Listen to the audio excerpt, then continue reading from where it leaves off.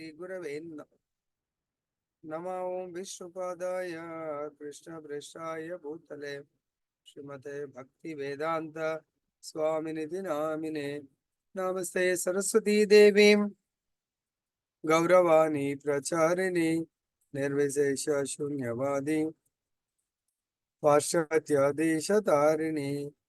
जय श्री कृष्ण चैतन्य प्रभु नित्यानंद श्री अद्वैत गदाधर श्रीवासदि गौरभक्त वृंद।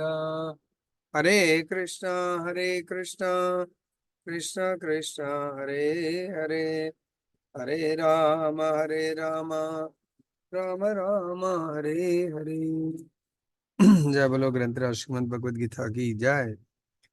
ఈరోజు మానవుడి యొక్క అన్ని సమస్యలకు పరిష్కారాన్ని కనుగొనే విధానాన్ని మనం చూద్దాము. చాలా ఇంట్రెస్టింగ్ గా ఉంటుంది సబ్జెక్ట్. మంచిగా విని మళ్ళీ చర్చించేప్పుడు చాలా అద్భుతంగా ఉంటుంది. జడ పదార్థం కంటేను ఇంద్రియములు ఉత్తమములు, ఇంద్రియముల కంటేను మనస్సు ఉత్తమము, మనస్సు కంటేను కూడా బుద్ధి మరింత ఉత్తమము, బుద్ధి కంటే ఆత్మ అత్యంత ఉత్తమము. ఇవన్నీ కూడా కొంచెం చిన్నపిల్లలు కదా పై చార్ట్స్ తయారు చేసుకున్నట్టు మనం కూడా ఎక్కడో ఒక దగ్గర కొంచెం చార్ట్స్ లాగా దీన్ని ఆరోహణ అవరోహణ ఏదో అంటారు కదా. సో ఆ విధంగా మనం తయారు చేసుకుంటే మనకు చాలా చూసినప్పుడల్లా ఫార్ములాస్, మ్యాథమెటిక్స్ ఫార్ములాస్ లాగా చాలా అద్భుతంగా ఉంటుంది. మన జీవితంలో చాలా ముఖ్యమైనది ఆత్మ. ఆత్మ కంటే ఇంకా కొంచెం సెకండ్ ప్రిఫరెన్స్ బుద్ధి, థర్డ్ ప్రిఫరెన్స్ మనస్సు, ఫోర్త్ ప్రిఫరెన్స్ ఇంద్రియాలు, ఫిఫ్త్ ప్రిఫరెన్స్ జడ పదార్థము అని మనం తెలుసుకోవచ్చు. భాష్యముషల ప్రభుపాల రచించారు.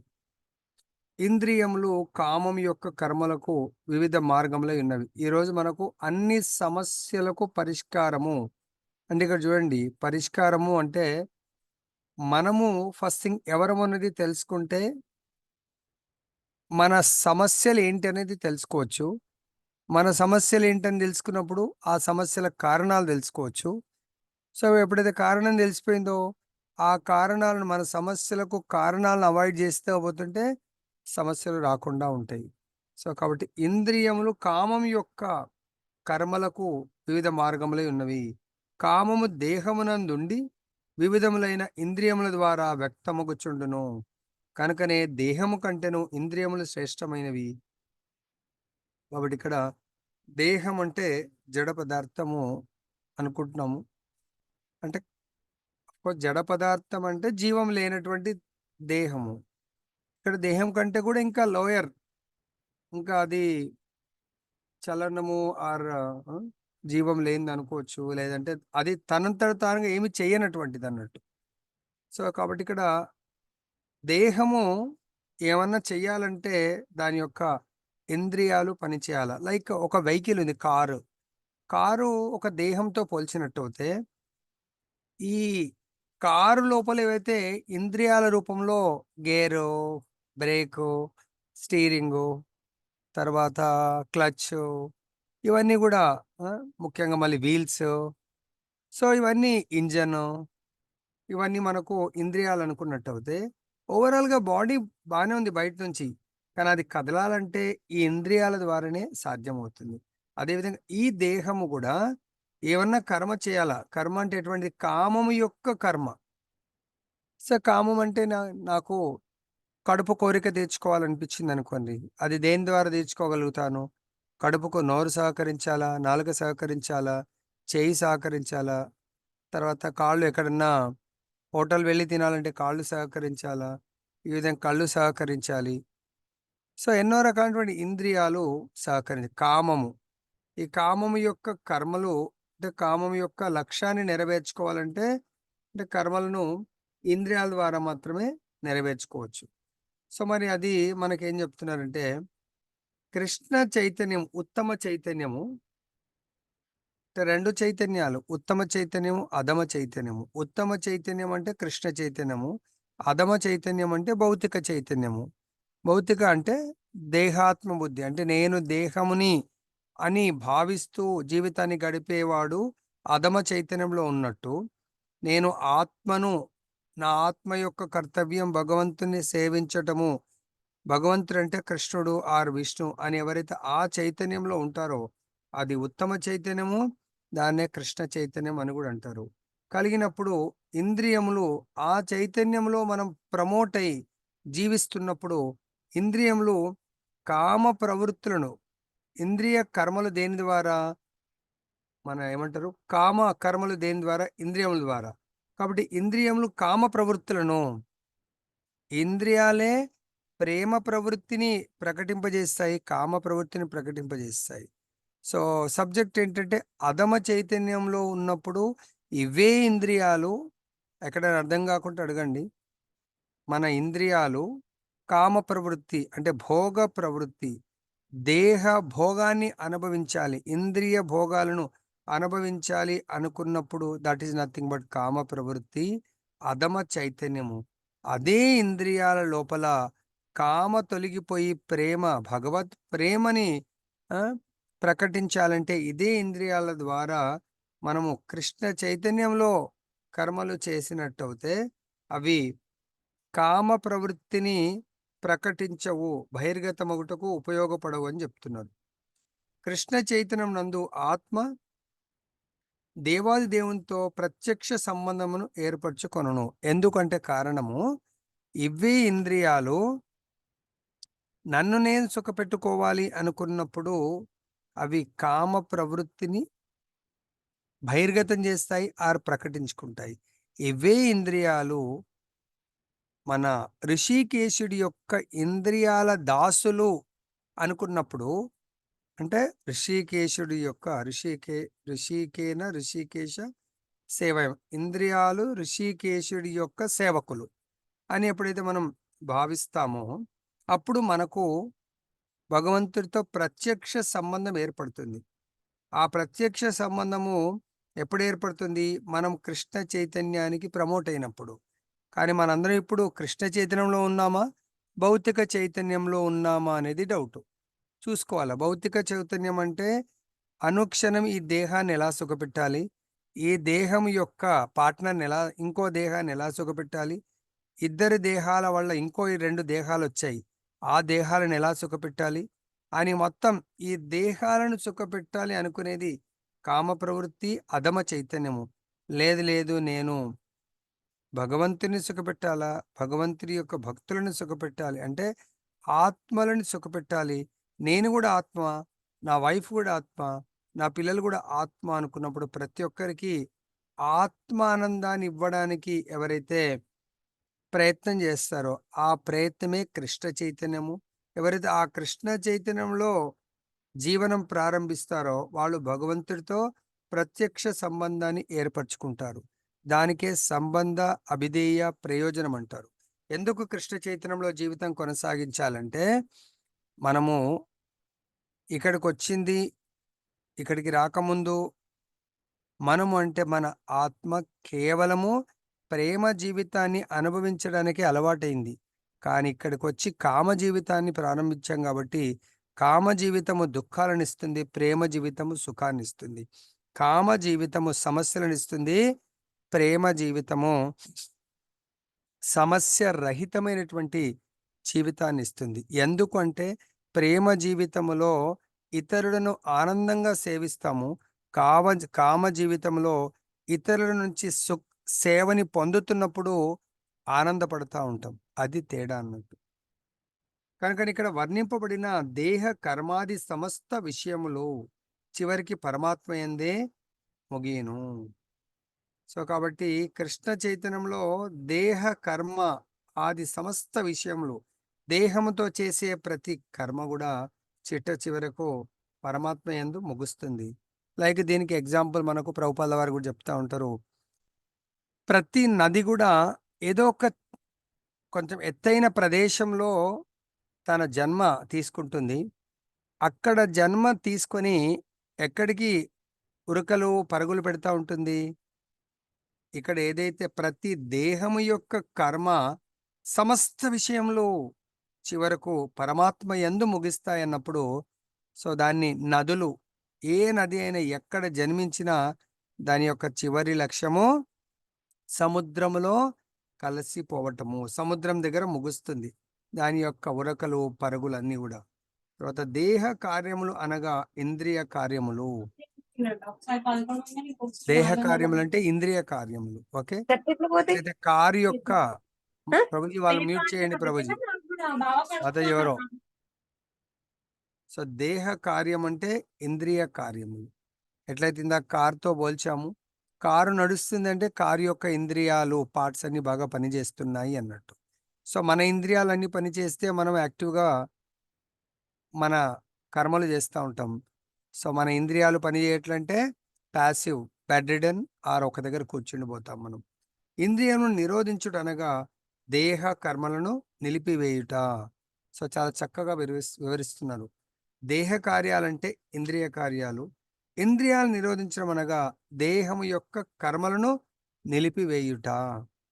కానీ ఆ మనస్సు క్రియాశీలమగుట చే దేహము ఎట్టి కర్మను చేయక నిశ్చలముగా ఉన్నను, స్వప్న సమయమునందు వలె సదా సంచరిస్తూనే ఉండును. కానీ ఆ మనస్సు కంటే ఉన్నతమైనది బుద్ధి, మరియు ఆ బుద్ధి కంటే ఉన్నతమైనది ఆత్మ. సో కాబట్టి మనము ఈ ఇంద్రియాలు ఎలా అయితే నదీ ప్రవాహం మీద ఎంత దాన్ని ఏమంటారు డ్యామ్లను కట్టినా దానికి తలుపులు కించిన పైనుంచి కొండల నుంచి చాలా హెవీ రెయిన్స్ వరద వస్తుంది అనుకోని గేట్ ఎత్తేయకపోతే ఆనకట్ట తెగిపోతుంది. అలానే మన జీవితంలో కర్మలు చెయ్యకుండా నేను ఉంటాను అని ప్రయత్నం చేస్తే, కర్మలను నిరోధించాలని ప్రయత్నం చేస్తే, ఇంద్రియాలను నిరోధించడం అంటే దేహ కర్మలు నిలిపివేయడం. కానీ ఈ దేహము ఎప్పుడు ఏదో ఒక కర్మ చేయడానికే ఇక్కడికి వచ్చింది, చేస్తుంది కూడా. సో కాబట్టి ఈ దేహాన్ని నడిపించాలంటే మనస్సు చాలా క్రియాశీలంగా, ఎందుకు మనస్సుకు ఇంద్రియాలని కనెక్ట్ అవుతాయి కాబట్టి మనసు క్రియాశీలంగా పనిచేస్తుంది. కాబట్టి మనసు మనము బెడ్ రిడన్లో ఉన్న వ్యక్తి యొక్క మనసు కూడా అట్లీస్ట్ స్వప్నంలో అన్నా కూడా యాక్టివ్గా పనిచేస్తూ అంటే సంచరిస్తూ ఉంటుంది. కానీ అదే మనస్సు కంటే ఉన్నతమైన స్థానంలో బుద్ధి ఉంది. బుద్ధి కంటే ఉన్నతమైన స్థానము ఆత్మ.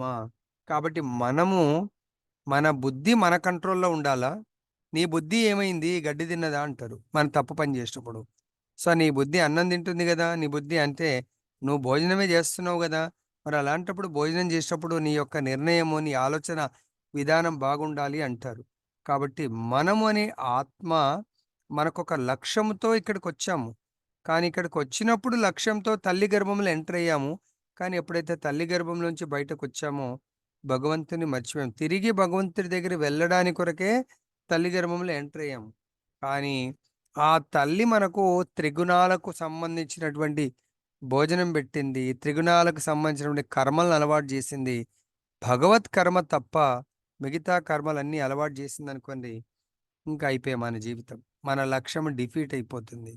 మనం వచ్చిన పని ఒకటి, చేస్తున్న పని ఒకటి. అందుగురించే ప్రతి ఒక్కరూ సమస్యలు, దుఃఖాలు వీటిలో మునిగిపోవాల్సి ఉంటుంది. ఆత్మను ప్రత్యక్షంగా శ్రీకృష్ణ భగవాన్ సంబంధమనందు నెలకొల్పినచో దాని వశమునందున్నట్టి ఇతర అంగములు అనగా బుద్ధి, మనస్సు, ఇంద్రియములన్నవి కూడా సహజంగానే భగవత్ సేవ యందు నెలకొనును. కఠోపనిషత్తునందు కూడా 1.3.10 నందు చెప్పబడింది. దానిని అనుసరించి ఇంద్రియార్థములు, ఇక్కడ ఇంకో స్టెప్ ముందుకెళ్ళిండు. ఇంద్రియాలంటే ఇంద్రియార్థములు ఇంద్రియముల కంటే ఉత్తములు. అంటే జడ పదార్థము కంటే ఇంద్రియములు, ఇంద్రియముల కంటే ఇంద్రియార్థములు అవి చాలా పవర్ఫుల్గా ఉంటాయి అన్నట్టు. ఉత్తములు అది మనస్సు ఇంద్రియార్థముల కంటే ఉత్తమము. మనస్సు నిరంతరము భగవత్ సేవ యందు ప్రత్యక్షంగా నెలకొననిచో ఇంద్రియములు ఇతర విషయ మార్గములు నందు నెలకొనుటకు అవకాశం ఉండదు. పరం దృష్ట్వా నివర్తతే 2.59 నందు కూడా ఇట్టి మానసిక స్థితి ఇదివరకే వివరింపబడింది. మనస్సు దివ్యమైన భగవత్ సేవ యందు నెలకొనచో అది ఇతర హీన ప్రవృత్తులలో నెలకొనుటకు అవకాశం ఉండదు. కఠోపనిషత్తునందు ఆత్మ మహాన్ ఘనమైనది అని వర్ణింపబడింది. కనుక ఆత్మ ఇంద్రియార్థముల కంటెను, ఇంద్రియముల కంటెను, మనస్సు కంటెను, బుద్ధి కంటెను ఉత్తమ స్థితి నందుండును. కనుక ఆత్మ యొక్క నిజరూప స్థితిని ప్రత్యక్షంగా అవగాహన చేసుకున్నట్టే ఈ సమస్య పరిష్కారంకు మార్గమైంది. మన ప్రతి సమస్యలకు పరిష్కారము ముఖ్యంగా మనం తెలుసుకోవాలంటే, మనం ఎవరము అనేది తెలుసుకోవాల. మన భౌతిక పొజిషన్స్ కాదు మనం తెలుసుకోవాల్సింది. మన యొక్క ఆధ్యాత్మికమైనటువంటి స్థితి, ఆధ్యాత్మికమైనటువంటి స్థానము, మన పొజిషను మనము తెలుసుకోవాలి. ఎప్పుడైతే మన నిజ స్థితిని మనం తెలుసుకుంటామో, తాత్కాలిక స్థితిని అప్పుడు మనం వదిలేస్తాము. తాత్కాలిక స్థితి ఏంటి? ఈ నేను ఈ దేహాన్ని, ఈ దేహాన్నిచ్చింది ఒక కరోడ్‌పతి అనుకుందాం. చాలా ధనవంతుడు. ఓహ్! నేను చాలా ధనవంతుడిని. ఎక్కడో గొప్ప సైంటిస్ట్ అనుకోని పెద్ద సైంటిస్ట్ కుమారుడిని. ఈ విధంగా ఈ దేహానికి ఐడెంటిఫికేషన్స్ పలానా అని అనుకుంటాము. తర్వాత నేను గూడా దేహానికి ఒక చాలా కష్టపడి ఇంకొక డిసిగ్నేషన్ తీసుకొచ్చుకుంటాను. సో, ఆ డిసిగ్నేషన్‌తో నాకు ఫ్యాన్ ఫాలోవర్స్ అంటే జనాలొస్తారు, ధనమొస్తుంది. పొజిషన్స్ ఒస్తాయి. దీనివల్ల నేను ఒరిజినల్‌గా నేను ఎవరిని అనేది మర్చిపోతాము. నేను అంటే భౌతికమైనటువంటి పొజిషన్. నేను ఐఏఎస్, నేను ఐపీఎస్, నేను పొలిటికల్ సీఎం, నేను మినిస్టర్, నేను ఇంకో పెద్ద ఇండస్ట్రియలిస్ట్ వీటితోనే మనం గర్వము, అహంకారంతో మనం జీవిస్తూ మనని మనం పతనం జేసుకునే అవకాశం ఉంటుంది. ఇవే నిజమైన అంటే ఈ దేహము యొక్క పదవులు, దేహముతో మనము సంపాదిస్తున్నటువంటి ధనము, దేహంతో సంపాదించిన పాపులారిటీ మనని ఈ భౌతిక సంసార సాగరంలో, ఈ ప్రవాహంలో కొట్టుకొని పోయేట్టుగా చేస్తాయి. బుద్ధిచే మానవుడు ఆత్మ యొక్క నిజ స్వరూప స్థితిని ఎరిగి, మనస్సుని ఎల్లప్పుడూ కృష్ణ చైతన్యమునందు నెలకొల్పవలెను. కాబట్టి ఆత్మ, ఆత్మ కంటే కింద బుద్ధి. సో, ఇక్కడ ఏమంటున్నారంటే, ఆత్మ ఎప్పుడు కూడా బుద్ధిచే ఆత్మ కంట్రోల్‌లో బుద్ధి ఉండాలి. ఆ బుద్ధిచే తన నిజ స్వరూప స్థితిని తెలుసుకొని, అప్పుడు మనస్సుని కంట్రోల్‌లో పెట్టుకొని ఎందుకు మనసుని కంట్రోల్‌లో పెట్టుకోవాలా? మనం ఎగ్జాంపుల్ రథం మీద కూర్చున్నాం. 5 గుర్రాలున్నాయి. 5టికి కళ్ళానికి తాడు గట్టి సో, డ్రైవర్ దగ్గర ఉంటుంది. సో, ఆ డ్రైవర్ ఆ 5 గుర్రాల యొక్క తాడు కరెక్ట్‌గా పట్టుకుంటే 5టిని కంట్రోల్ చేయొచ్చు. సో, అదేవిధంగా మనస్సు ఈ కళ్ళెము లాంటిదన్నట్టు. సో, కాబట్టి ఎప్పుడైతే మనం మనస్సుని కంట్రోల్‌లో పెట్టుకొని, మనము చేయవలసినటువంటి కార్యము ప్రతి దినము, ప్రతి క్షణము కృష్ణ చైతన్యమునందు నేను కర్మ చెయ్యాలి. కృష్ణ చైతన్యము కాకుండా ఎటువంటి కర్మ చెయ్యకూడదు అని ఫిక్స్ అవ్వాలి. అది సమస్యలన్నింటిని పూర్తిగా పరిష్కరించును. ఇంద్రియార్థముల నుండి దూరముగా నుండవలెనని ప్రారంభ దశలో గల సాధకునికి సాధారణంగా ఆదేశింపబడును. కానీ దానితో పాటుగా మానవుడు బుద్ధి చేత మనస్సుని దృఢపరుచుకొనవలెను. బుద్ధిని వినియోగించి మానవుడు దేవాది దేవునికి సంపూర్ణంగా శరణు వేడి తన మనస్సును కృష్ణ చైతన్యమునందు నెలకొల్పినచో అతని మనస్సు సహజంగానే దృఢతరమగును. అప్పుడు సర్పం వలె బలమైన ఇంద్రియములు కోరలు తీసిన పాము వలె శక్తిహీనములగును. కానీ బుద్ధి, మనస్సు, ఇంద్రియములకు ఆత్మ ప్రభువైనను కృష్ణ చైతన్యముతో శ్రీకృష్ణ భగవానుని సహచర్యమునందు బలపడకపోయినచో కల్లోలిత మనస్సు కారణంగా పతనము చెందుటకు అవకాశములు అనేకములు కలవు. కాబట్టి ఇక్కడ నేను నా ఇంద్రియాలను కంట్రోల్ చేసుకున్నాను, మనసును కంట్రోల్ చేసుకున్నాను. సో, నాది నేను భక్తిని చేసుకుంటాను అనుకుంటారు. కానీ ఇక్కడ దీన్ని దేనితో పోల్చారంటే, కోరలు తీసినటువంటి పాము బలహీనమవుతుంది. సో, కోరలు తీయాలంటే ఎక్స్‌పర్ట్ ఎవరు తీస్తారు? పాముల యొక్క విష కోరలు తీయాలంటే ఎవరు తీయగలుగుతారండి? పాములు పట్టేవాడు గురూజీ. ఎక్స్‌పర్ట్ అంతేనా? అంతే గురూజీ. దాంతోని ఇష్టమున్నట్టు ఆడుకుంటా ఉంటాడు. ఏం భయం ఉండదాయనకు. సో, దాని కూరలు తీసేస్తాడు. ఇంక అయిపోయింది. ఇప్పుడు మనకు గూడా మన యొక్క కూరలేంటంటే, మన దగ్గరున్నాయి. ఆ! సో, మనకు ధనం, జనం, హ్మ్. మంచి మంచి ఆహ్, ఇంకేమంటారు స్త్రీ ఫాలోయర్స్ ఉండాలనుకుంటాము. తర్వాత మనకు గొప్ప సన్మానాలను కోరుకుంటా ఉంటాము. హ్మ్. ప్రతిదీ, ప్రతి పని నాకే క్రెడిట్ దొరకాలనుకుంటా ఉంటాము. సో ఈ విధంగా నేను అనే స్వార్థం మన లోపల ఉండడమే. ఆ స్వార్థము ఏవైతే కోరికలు అనుకోండి, లేకుంటే స్వార్థపూరిత లక్షణాలే మనకు విషపూరిత కోరలు అంటాం. సో మరి పాముకు గదా, పాముని బలహీనం చేయాలంటే దాని దగ్గర ఉన్నటువంటి ఆ విషాన్ని చిమ్మేటువంటి కోరలు అవన్నీ తీసేయాల. అదేవిధంగా అది పాములవాడు తీస్తాడు. మరి మన లోపల ఉన్నటువంటి సేమ్ అటువంటి లక్షణాలను ఎవరు తీయగలరు? గురువు గారు శాస్త్రం. కృష్ణ భగవానుడు. సో గురువుగారు శా- తీయగలరు. శాస్త్రం. ఆధ్యాత్మికాచార్య. బుద్ధి, మనసు, ఇంద్రియములకు ఆత్మ ప్రభువైనను కృష్ణ చైతన్యముతో శ్రీకృష్ణ భగవానుని సహచర్యమునందు బలపడకపోయినచో. చాలా క్లారిటీ ఇస్తున్నారు. మనము చేసే కర్మయోగంలో మనము సాధు శాస్త్ర గురువు ద్వారా మనము సాంగత్యం తీసుకోలేకపోతే మనం బలహీనపడతాము. సాధు శాస్త్ర గురువు యొక్క సాంగత్యాన్ని తీసుకున్నట్టయితే ఈ మనస్సుని కంట్రోల్ జయించొచ్చు.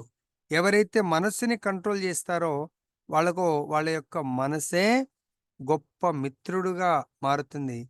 ఎవరైతే మనస్సుని కంట్రోల్ చేయలేకపోతారో మనస్సు ఎప్పుడు కూడా దాని స్థితి ఏంటంటే కల్లోలితంగా ఉంటుంది. సముద్రంలో సుడిగుండం వస్తే ఎలా ఉంటుందో అలా ఎప్పుడు మనస్సు కల్లోలితంగా ఉండి మనని పతనము చేస్తుంది అని మనకు ఆచార్యులు చెప్తున్నారు.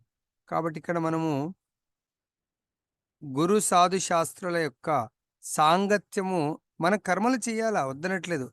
ఆ కర్మలని ఫైన్ ట్యూనింగ్ టువర్డ్స్ కృష్ణ కర్మగా గురువుగారు మారుస్తారు. మరి ఆ గురువుగారి యొక్క మాట విన్నప్పుడు పూర్వం ఒకసారి ఎలా మనం ప్లాన్ కర్మలు చేయాలా, కర్మలు చేయకుండా ఉండలేము.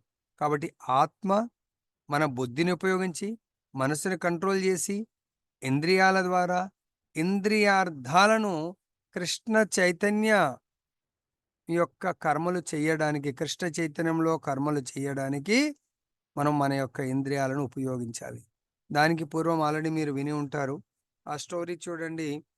ఎవరైతే ఈ విధంగా ఆత్మ తన బుద్ధితో మనస్సుని కంట్రోల్ చేసి ఇంద్రియా ఇంద్రియార్థాలను ఇంద్రియాల ద్వారా కృష్ణ చైతన్యం అంటే కృష్ణుణ్ణి ప్రసన్నం చేసుకోవడానికి ఎవరైతే ప్లాన్ చేస్తారో నెక్స్ట్ లైఫ్ గోలోక బృందావనంలో తన జీవితాన్ని శాశ్వత సుఖంతో అనుభవించగలుగుతారు. ఎటువంటి సమస్యలు లేకుండా. ఈ భౌతిక సమస్యలకు గుర్తుపెట్టుకోండి, మనం ముఖ్యమైనటువంటి కారణాలు మన ఇంద్రియాలు. ఎగ్జాంపుల్, సో మనం చరిత్రలో చూసినట్టయితే శూర్పణఖ ఉన్నది. శూర్పణఖ రాముడి దగ్గరికి వస్తుంది. రాముడి దగ్గరికి రావడానికి కూడా రాముడి పాద చిహ్నాలను చూసి రాక్షసే, కానీ ఆయన యొక్క అందానికి ఆమె తనను తాను సమర్పించుకోవాలనుకుంటుంది. అంటే భగవంతుడి పాద పద్మాలు అంత అందంగా ఉన్నాయంటే ఆ పురుషుడు ఎంత అందంగా ఉండొచ్చు అని చెప్పేసి, అంటే భగవంతుని కామంతో మోహిస్తుంది, ప్రేమతో కాదు. ఎప్పుడైతే భగవంతుని కామంతో మోహిస్తుందో భగవంతుడు ఏం చేస్తాడు, ఆ స్త్రీని తన యొక్క రక్షకుడైనటువంటి లక్ష్మణుడి దగ్గరికి పంపిస్తాడు. సో కాబట్టి రామచంద్రుడు కూడా ఇక్కడ ఒక లెసన్ ఏంటంటే, తను ఏదైనా భోగించాలంటే అక్కడ లక్ష్మణ స్వామి గురుతత్వం డైరెక్ట్ భగవంతుడి దగ్గరికి వస్తుంది, భగవంతుడితో కోరిక నెరవేర్చుకోవడానికి. కానీ భగవంతుడు లెసన్ ఏం చెప్పాడంటే, నా దగ్గర ఎవరు వచ్చినా కూడా కోరిక నెరవేరదు. కాబట్టి మొట్టమొదటిగా వెళ్ళవలసింది నా యొక్క శుద్ధ భక్తుడు, సేవకుడు, గురుతత్వానికి ఆది గురువైనటువంటి లక్ష్మణుడు, నిత్యానందుడు, బలరాముడి దగ్గర వెళ్ళాల. ఎప్పుడైతే లక్ష్మణుడి దగ్గరికి వెళ్ళిందో లక్ష్మణుడు తనకు గుణపాఠం చెప్తాడు. సో ముక్కు చెవులు కోసి పంపించేస్తాడు. నీకు అంత అర్హత లేదు, నువ్వు వెళ్ళు అని చెప్పేసి. ఎందుకంటే రామచంద్రుణ్ణి కామపూరితమైనటువంటి కోరికతో వస్తే సో లాభం లేదు. భగవంతుణ్ణి ప్రేమతో సేవించడానికి రావాలి అని చెప్పేసి పనిష్మెంట్ ఇచ్చి పంపిస్తాడు. సో, ఆమె కోరిక. సో, అనుభవించండి. అదేవిధంగా మనం ఇంకా చరిత్రలో చూసినటువంటి భగవంతుణ్ణి ఈ నాలుక ద్వారా, నోటి ద్వారా ఎవరైతే భగవంతుణ్ణి స్తుతిస్తారో వాళ్ళు భగవద్ దర్శనం పొందుతారు. ఎవరు స్తుతించి భగవద్ దర్శనం పొందారు? భగవంతుని యొక్క నామాన్ని స్తుతించి. ప్రహ్లాద్ మహారాజ్. Very nice. ప్రహ్లాద్ మహారాజ్. అదే నోటి ద్వారా భగవంతుని నిందించి శిక్షకు గురయ్యారు. ఎవరైనా? హిరణ్యకశిపుడు. ప్రభుజీ? హిరణ్యకశిపుడు గురుజీ. కంసుడు శిశుపాలుడు. కంసుడు కంసుడు ఎక్కువ నిందిస్తాడా కంసుడు? శిక్షిస్తుంటాడు. కంసుడు నిందించాడు గాని కంసుడి యొక్క ప్లాన్స్ అన్ని కృష్ణుని ఎలా సంహరించాలా అనే ప్లాన్లు వేస్తుంటాడు. అహంకారం. శిశుపాలుడు మాత్రం డైరెక్ట్ నిందిస్తా ఉంటాడు అన్నట్టు భగవంతుని, భగవంతుని యొక్క భక్తుల్ని. అప్పుడు ఇదే నోటితో భగవంతుని, భగవద్భక్తులు నిందించడం వల్ల శిశుపాలుని శిక్షిస్తాడు. అదేవిధంగా పౌండ్రక వాసుదేవ భగవంతుని అనుకరించడానికి ప్రయత్నం చేస్తాడు. తనే ఒరిజినల్ విష్ణువుగా అందరికి ఎక్స్పోజ్ అవ్వడానికి చూస్తాడు. భగవంతుడు ఆయనకు హెచ్చరిస్తాడు. భగవంతుడు ఆయనని దండిస్తాడు. అంటే ఇక్కడ చూడండి, మన ఇంద్రియాలే మనకు సద్గతి, ఉత్తమ గతిని ప్రసాదిస్తాయి. అదే ఇంద్రియాలు అధోగతిని పాలు చేస్తాయి మనకు. సో ఇంకా మనము చరిత్రలో ఇంకెవరైనా ఎగ్జాంపుల్ తీసుకోవచ్చా? వాళ్ళ ఇంద్రియాల వల్ల వాళ్ళు ఉద్ధరింపబడ్డారు. అదే చరిత్రలో వాళ్ళ ఇంద్రియాలతో భగవంతుణ్ణి నిందించడము, భగవద్భక్తులకు కష్టాలు ఇచ్చిన వాళ్లకు భగవంతుడు ఎటువంటి శిక్షనిస్తాడు?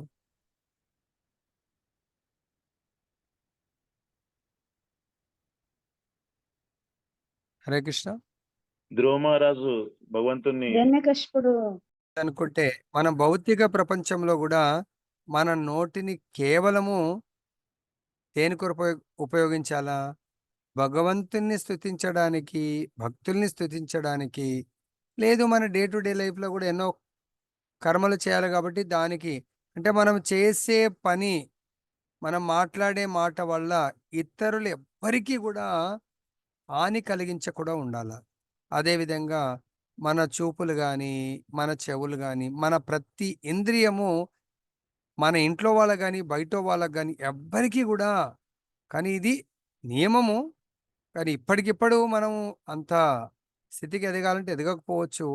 కానీ ప్రయత్నం చేయాలి. దానికి మనకు ఉపదేశామృతంలో కూడా ఒక శ్లోకం ఉంది. మనం ఈ ఇంద్రియాలని కంట్రోల్ ఎలా చేసుకోవాలా అనేది. ఏ శ్లోకం అది? వాచో వేగం మనసో క్రోధావేగం జిహ్వా వేదం ఉదరోపస్థవేగం ఏతాన్ వేగాన్ యో విషహేత ధీరః సర్వమపి పృథ్వీం శిష్య. సో కాబట్టి ఈ పృథ్వీ మొత్తంలో కూడా అంటే జగద్గురు అంటారు. జగద్గురు కావాలంటే ఈ 6 రకాలైనటువంటి ఇంద్రియాల వేగాలను కంట్రోల్ చేసుకోవాలి. వాచో వేగం నోటి యొక్క వేగాన్ని, మనసు యొక్క వేగాన్ని, క్రోధాన్ని, తర్వాత ఉదరం యొక్క వేగాన్ని, అదేవిధంగా మర్మేంద్రియాల యొక్క వేగాన్ని అంటే మైథున సుఖాన్ని, వీటన్నిటిని ఎవరైతే కంట్రోల్ చేసుకుంటారో వాళ్ళు జగద్గురు కాగలుగుతారు. ఈ జగత్తులో శిష్యుల్ని తయారు చేసుకోగలుగుతారు. అంటే మనం చేసే ప్రతి కర్మ ఇంద్రియాల ద్వారా. ఇంద్రియాల యొక్క లక్ష్యం, ఇంద్రియార్థాలు లక్ష్యము భగవత్ సేవగా పెట్టుకోవాలి మనం. అర్థమైందా? నెక్స్ట్ లోకం. ఓ గొప్ప బాహువులు కల అర్జున, ఈ విధంగా భౌతికమైన ఇంద్రియముల కంటెను, మనస్సు కంటెను, బుద్ధి కంటెను ఆత్మ అతీతమని ఎరిగి అత్యున్నతమైన ఆధ్యాత్మిక బుద్ధిచే కృష్ణ చైతన్యంచే మనస్సును స్థిరపరిచి ఆ విధంగా ఆధ్యాత్మిక బలం చే మానవుడు అనచ శక్యము గాని కామమనిడి శత్రువుని జయింపవలెను. సో ఇక్కడ ఇందాక కూడా చెప్పాను నేను, 2 రకాల చైతన్యాలు, భౌతిక చైతన్యము, ఆధ్యాత్మిక చైతన్యము లేదా కృష్ణ చైతన్యము. అదేవిధంగా బుద్ధి కూడా 2 రకాలు, ఆధ్యాత్మిక బుద్ధి, భౌతిక బుద్ధి. సో ఇవన్నీ కూడా బుద్ధి, మనస్సు ఇవన్నీ కూడా ఆధ్యాత్మికము, భౌతికము. భౌతికం అంటేనేమో ఈ నేను దేహము అని జీవించే వాడి యొక్క ఇంద్రియాలు భౌతికము, వాడి మనస్సు భౌతికము, వాడి బుద్ధి భౌతికము, కానీ ఆత్మ మాత్రం ఆధ్యాత్మికము.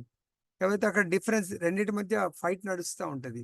కానీ ఎప్పుడైతే నేను ఆత్మని అని ఎవరైతే కన్విన్స్ అవుతారో వాళ్ళ యొక్క దేహము ఆధ్యాత్మికంగా మారుతుంది, వాళ్ళ ఇంద్రియాలు ఆధ్యాత్మికము, వాళ్ళ మనస్సు ఆధ్యాత్మికము, వాళ్ళ బుద్ధి ఆధ్యాత్మికము. ఇంకా దేర్ ఇస్ నో ప్రాబ్లం. శరీరం అంతా కూడా విత్ ఇంద్రియాలన్నీ కూడా ఆధ్యాత్మికం అయిపోయినప్పుడు ఆయన చాలా ఉన్నత స్థితికి చాలా ఫాస్ట్గా వెళ్ళగలుగుతాడు. అంతేకాకుండా ఈ ఒకే జన్మలో తనకున్నటువంటి భౌతిక సమస్యలన్నిటిని కూడా తొలగించుకొని ఆయన ఆధ్యాత్మిక ప్రపంచానికి వెళ్ళగలుగుతాడు. భాష్యము. భగవద్గీత ఎందలి ఈ తృతీయ అధ్యాయమున మానవుడు నిర్గుణమైన శూన్యమును పరమ లక్ష్యముగా భావింపక తాను దేవాది దేవునికి నిత్య దాసుడనని గుర్తించి చివరికి కృష్ణ చైతన్యమును అవలంబింపవలనని నిర్దేశించున్నది. భౌతిక జీవితం నందు మానవులు కామవాంఛను మరియు భౌతిక ప్రకృతిని వశము చేసుకోవాలనను వాంఛించుదురు. అట్టి ఇంద్రియ తృప్తి వాంఛ మరియు ఆధిపత్య భావనే బద్ధజీవునకు పరమశత్రువులు. మనకు పరమశత్రువులు ఏంటంటే భౌతిక వాంఛని పూర్తి చేసుకోవడానికి ఇంద్రియాలు అహర్నిశలు కష్టపడతా ఉంటాయి, భారవాహిగా జీవిస్తాయి, భారాన్ని మోయడానికి స్థిరపడి జీవిస్తూ ఉంటాయి. సో ఆ భౌతిక వాంఛలను తీర్చుకునేటువంటి ఇంద్రియాలే మనకు శత్రువులు. అదే ఇంద్రియాలు ఆధ్యాత్మిక వాంఛలను అంటే భగవంతుడు కోరుకున్నటువంటి కోరికలను తీర్చే విధంగా ఇంద్రియాలను మనం మోటివేట్ చేస్తూ ఇంద్రియాలను ఆ సేవలో ఎంగేజ్ చేయడము అది మన పరమ మిత్రులుగా ఉంటాయి. అయితే ఇంద్రియార్థాలను సేవించడంలో ఇంద్రియాలు నియుక్తమైతే అవే మనకు శత్రువులు. కానీ కృష్ణ చైతన్యమను బలము చేత మానవుడు ఇంద్రియములను, మనస్సును, బుద్ధిని నియంత్రింపగలడు. మనకివే శత్రువులుగా మారుతాయి. కామము ఎప్పుడైతే వీటిలో నివసిస్తుందో ఇవన్నీ కూడా మనకు శత్రువులుగా మారుతాయి. ఎప్పుడైతే కామము కాస్త ప్రేమగా మారి వీటిలో నివసిస్తుందో ఇవన్నీ మనకు పరమ మిత్రులుగా మారుతాయి. మరి మనము వీటన్నిటినీ పరమ శత్రువు నుంచి పరమ మిత్రులుగా మార్చాలంటే కేవలం ఒకే ఒక్క మార్గము కృష్ణ చైతన్య మార్గము. కృష్ణ చైతన్యం అనే బలాన్ని మానవుడు ఎప్పుడైతే ఉపయోగిస్తాడో వీటి మీద అవన్నీ కూడా దాసోహం అంటే అనగా తన కర్మను మరియు విద్యుక్త ధర్మములను ఎవ్వరును హఠాత్తుగా త్యజింపనవసరం లేదు. కానీ కృష్ణ చైతన్యం క్రమంగా వృద్ధిపరుచుకొనుచు భౌతికములైన మనో ఇంద్రియముల చేత ప్రభావితం కానటువంటి ఆధ్యాత్మిక స్థితి యందు మానవుడు నెలకొనగలడు. ఇప్పుడు మనందరం ఇదే పని చేస్తున్నాం, మెల్లమెల్లంగా స్లోగా. ఒకేసారి మనం చాలా బాగా అర్థమైంది కదా, సన్యాసం తీసుకొని నేను వెళ్ళిపోతానంటే నిజంగా సన్యాసం ఉన్న ఫలంగా తీసుకొని వెళ్ళిపోతే మనం అంత ఆనందంగా జీవించలేము. కాబట్టి ఇక్కడ స్లోగా మనము ఆధ్యాత్మికమైనటువంటి కర్మల పట్ల ఆసక్తి, భౌతిక కర్మల పట్ల అనాసక్తి. ఆధ్యాత్మిక కర్మలు అంటే ముఖ్యంగా మనకు ప్రతి దినము పొద్దున బ్రహ్మముహూర్తంలో లేవటము.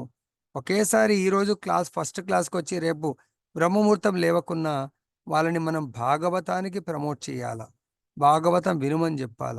అలా భగవద్గీత భాగవతం వినడం వల్ల వాళ్ళకు తెలియకుండానే దానికంటే కొంచెం ముందు రావటము నామామృతానికి, అదేవిధంగా భాగవతానికి, మంగళారతికి ప్రమోట్ అవ్వడం జరుగుతుంది. సో ఇక్కడ మనకు స్లోగా కృష్ణ చైతన్యం క్రమంగా వృద్ధిపరచుకోవడం అంటే ఇంద్రియాలన్నింటినీ మనము కృష్ణ చైతన్యం నెలకొల్పటం అంటే ఫస్ట్ క్లాస్ ఈరోజు రావటం వల్ల మన కర్ణములను కృష్ణ చైతన్యంలో మనం నెలకొల్పాము, మన ఇంద్రియాలను భగవద్గీతని చదవడంలో నెలకొల్పాము. తర్వాత స్లోగా నెక్స్ట్ స్టెప్ భగవంతుడి యొక్క నామామృతాన్ని రుచి చేయడం ప్రారంభిస్తాము. దాని తర్వాత భాగవతామృతాన్ని రుచి చూడడం ప్రారంభిస్తాము. దాని తర్వాత భగవంతుడి యొక్క ప్రసాదామృతాన్ని స్వీకరించడం ప్రారంభిస్తాము. ఈ విధంగా ఒక్కొక్కటి కృష్ణ చైతన్యాన్ని క్రమంగా వృద్ధిపరుచుకున్నట్టయితే ఈ భౌతికములైనటువంటి మనస్సు ఇంద్రియములచే మనము ప్రభావితం కానటువంటి ఆధ్యాత్మిక స్థితి అందు మానవుడు నెలకొంటాడు. చూడండి ఎలా దానికి ఎగ్జాంపుల్, ఇప్పుడు అందరూ టీవీ చూడటము, న్యూస్ చూడటం, ఇంకేదో భౌతిక కర్మల్లో నెలకొని ఉండేవాళ్ళు. కానీ ఇప్పుడు ఈ 84 ఒక 5గురు వెళ్ళిపోయినట్టున్నారు, సమయం అయిపోయింది, వాళ్ళు స్ట్రిక్ట్గా ఉన్నట్టున్నారు, 8 అంటే 8. సో కాబట్టి అద్భుతమైన కన్క్లూజన్ లాస్ట్కు ఉంటుంది, మరి వాళ్ళు ఏమనుకున్నారో తెలియదు. సో కాబట్టి ఎవరైతే ఈ విధంగా ఈ సమయాన్ని భౌతికం నుంచి ఆధ్యాత్మికానికి ప్రమోట్ అవ్వటము, అదేవిధంగా మార్నింగ్ కూడా చాలామంది పేపర్ న్యూస్ అలవాటు ఉంటుంది, వాళ్ళు భాగవతం వినడం వల్ల ఈ మనస్సు ఇంద్రియాలు భౌతిక కర్మల పట్ల ప్రభావితం కాకుండా ఆధ్యాత్మిక స్థితి నుండి నెలకొంటారు. ఎవరైతే ఇప్పుడు అర్లీగా పడుకొని పొద్దున మంగళారతికి బ్రహ్మముహూర్తం లేసారనుకోండి, అది దివ్యమైనటువంటి ముహూర్తము, దివ్య చైతన్యాన్ని సులభంగా మనం పొందేటువంటి ముహూర్తము. ఇది ఈ అధ్యాయపు సంపూర్ణ సారాంశము. అంటే మనం కృష్ణ చైతన్యంలో జీవించడము, కృష్ణ చైతన్యంలో కర్మలు ఆనందంతో చేసేటువంటి కర్మలనే మనకు ఏమని చెప్తున్నారంటే ఈ అధ్యాయం యొక్క సంపూర్ణ సారాంశము. మన ప్రతి కర్మ కృష్ణ ప్రీత్యర్థం ఉండాలా, మన ప్రీత్యర్థం ఉండకూడదు. అపరిపక్వమైన భౌతిక జీవిత స్థితిలో తాత్విక కల్పనలు మరియు నామమాత్రపు యోగా ఆసనాదుల అభ్యాసం ద్వారా ఇంద్రియాలను నిగ్రహించుటకు చేయు కృత్రిమ ప్రయత్నములన్నవి మానవుని ఆధ్యాత్మిక జీవనమునకు తోడ్పడజాలవు. సో భౌతిక యోగా అది కేవలము ఎక్సర్సైజ్ అయిందనుకోండి, అది మనం ఆధ్యాత్మిక పురోగతికి ఎటువంటి ఉపయోగపడదు. కనుక అతడు ఉన్నత బుద్ధి ద్వారా కృష్ణ చైతన్యమునందు సుశిక్షితుడు కావలసి ఉన్నది. మన యొక్క ఈ బుద్ధిని కృష్ణ చైతన్యమును తెలుసుకోవడానికి కొరకు ఉపయోగించండి అని మనకు చెప్తా ఉన్నాను. సో దీనికి పంచవర్ష ప్రణాళిక అనే లీల ఇంతకుముందు ఎన్నోసార్లు చెప్పాను. సో ఇప్పుడు కూడా షార్ట్గా జస్ట్ చెప్తాను, వినండి. మన బుద్ధిని ఏ విధంగా ఎంగేజ్ చేయాలి అనేది. ఓకే, అంటే కర్మలు ఎలా చేయొచ్చు, అవే కర్మలు మనల్ని పతనం చేస్తాయి, అవే కర్మలు ఉన్నత స్థానము అంటే శాశ్వత ధామంలో శాశ్వత ఆనందము. ప్రజెంట్ జీవితంలో తాత్కాలికమైనటువంటి భౌతిక సమస్యలు రావచ్చు, కానీ ఆ భౌతిక సమస్యలకు కారణము మన యొక్క కర్మలు, పాస్ట్ కర్మలు, ప్రజెంట్ కర్మలు. సో కాబట్టి వాటిని మనం క్రమమైనటువంటి పద్ధతిలో మనం ఆధ్యాత్మిక కర్మలుగా చేసుకున్నట్టయితే ఆధ్యాత్మిక ఆనందాన్ని పొందొచ్చు.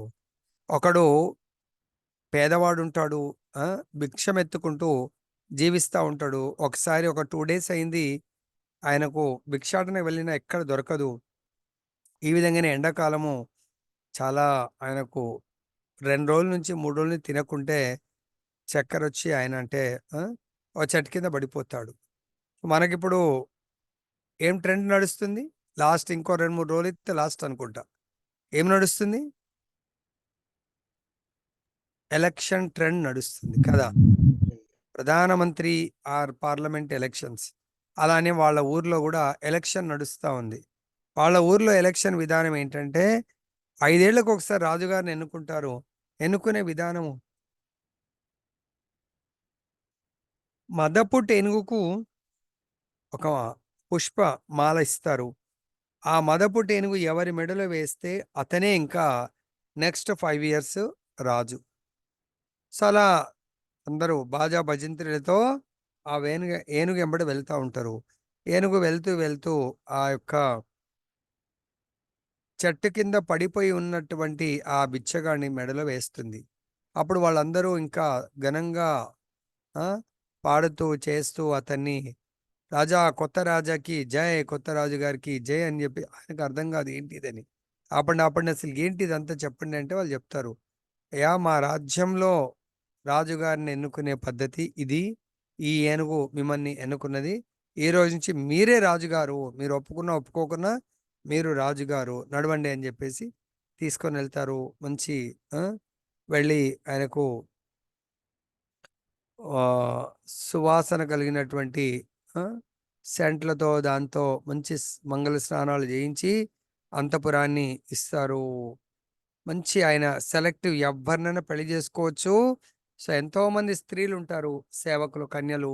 ఆ విధంగా ఆయనకి ఎన్నో భోగాలు ఉంటాయి అన్నట్టు. తినడానికి 5 స్టార్ హోటల్ లాంటి భోజనము, పడుకోవడానికి పెద్ద ప్యాలెస్, అంతఃపురము. సో ఎటు వెళ్ళాలన్నా కూడా ఆయనకు వాహనాలు, తర్వాత ఎంతో మంది అమ్మాయిలు, రక్షక భటులు, ఈ విధంగా అన్నీ ఉంటాయి అన్నట్టు.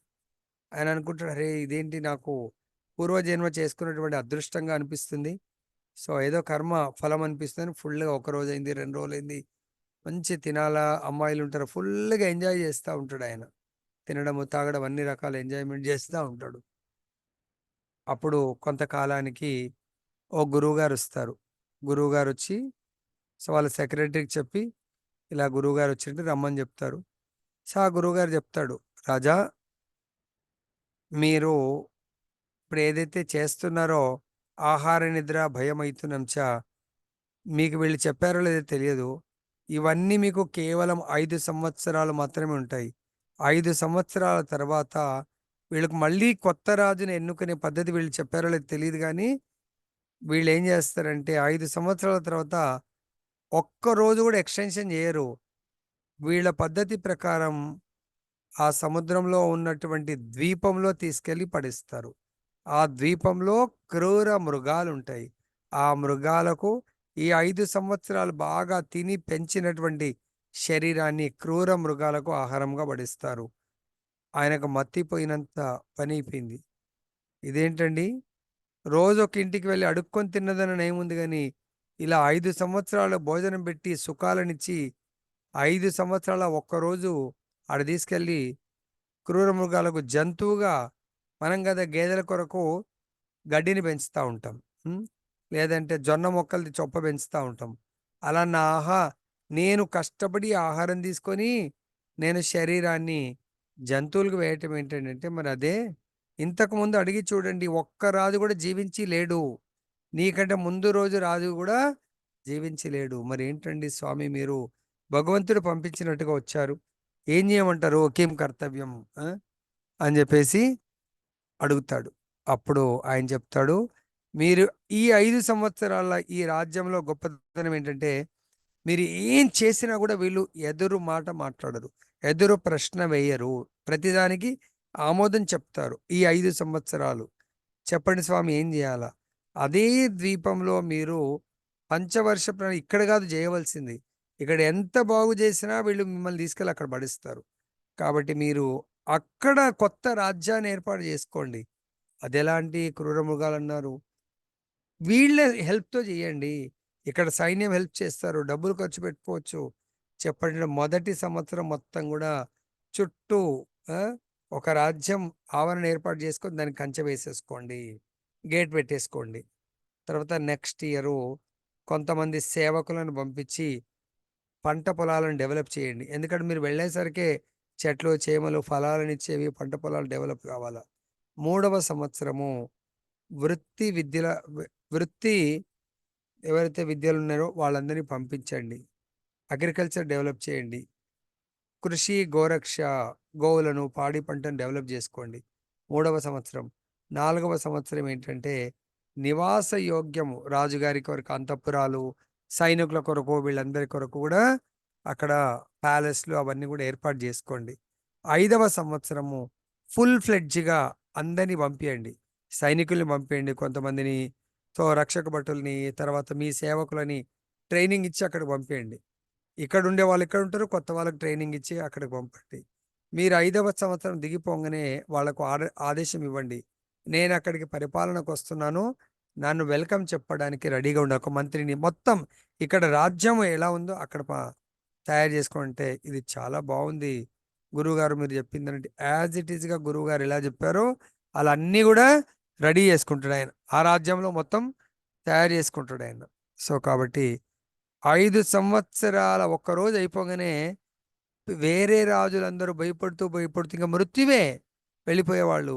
కానీ ఈ రాజుగారు ఆనందంగా, కొత్త ఎలక్షన్ వచ్చినప్పుడు ఎట్లాగూ నేను గెలుస్తున్నాను అంటే ఎంత ఆనందం ఉంటుందో ఆ విధంగా ఆనందంగా వెళ్తాడు. ఇక్కడ నుంచి వీళ్ళు సెండ్ ఆఫ్ చేస్తున్నారు, అక్కడ నుంచి వాళ్ళు వెల్కమ్ చేస్తూ ఉన్నారు. అప్పుడు ఇక్కడ ప్రజలు ఇక్కడ రాజులందరూ షాక్ అవుతారు, ఇదేంటి రాజుగారు చాలా బాగా ప్లాన్ చేసుకున్నాడని చెప్పేసి. దీనికంటే 10 రెట్లు రాజ్యాన్ని ఆయన ఏర్పాటు చేసుకున్నాడు. కాబట్టి మనందరం కూడా నిజమైన తెలివి గల్ల వాళ్ళం అనుకుంటే ఇక్కడ మనం సేమ్ అదే 5 సంవత్సరాలు అనే దగ్గర 50 ఉండొచ్చు, 100 ఏళ్ళు ఉండొచ్చు. ఇక్కడ మనము భోగిస్తున్నాము, లాస్ట్కు క్రూర మృగాలకు ఆహారంగా మారిపోతాము. ఎక్కడ వెళ్తామో తెలియదు మనకు. కాబట్టి మనకు భగవంతుడు అన్ని రకాల సదవకాశాలు ఇచ్చాడు భగవద్ధామం వెళ్ళడానికి కొరకు. ప్లాన్ చేసుకోండి, ఇప్పటికన్నా మించిపోయింది లేదు.